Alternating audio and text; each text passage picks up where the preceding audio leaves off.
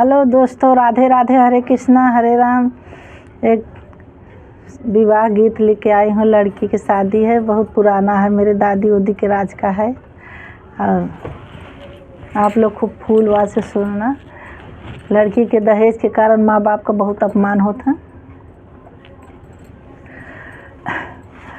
हे रे बेटी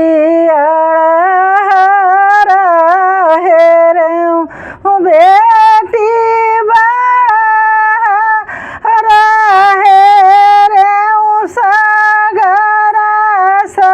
सरुआर तोहरे जोगे कबर नहीं मिले बेटी हो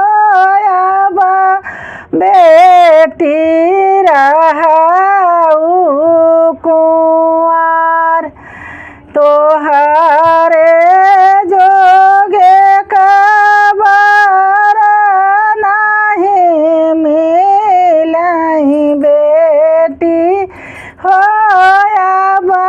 बेटी रहू कुंवार। हेर बाबा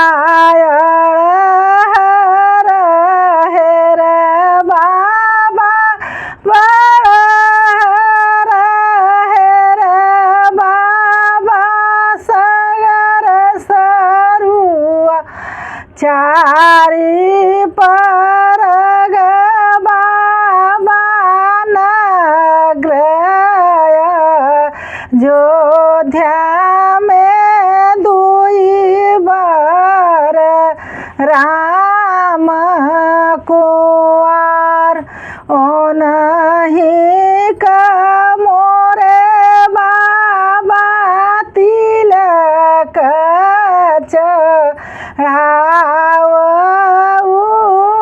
नहीं कर बिया सोना कलश बेटी मड़उआ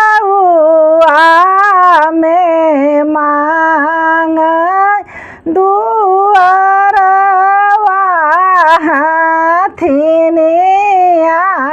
कचार जे करे न होई बेटी तना दहेजवा हो कैसे करी हई बिया जे करे न होए बाबा तना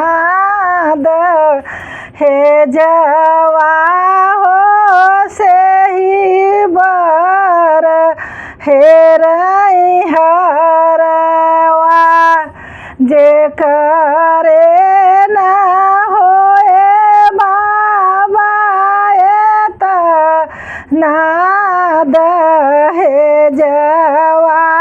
हो से ही बर हेरवा। हाँ दोस्तों, आप लोग को कैसा लगा कमेंट में ज़रूर लिखना। ये दहेज के बारे में है। लड़की बोलती हरवाह बर हेरो।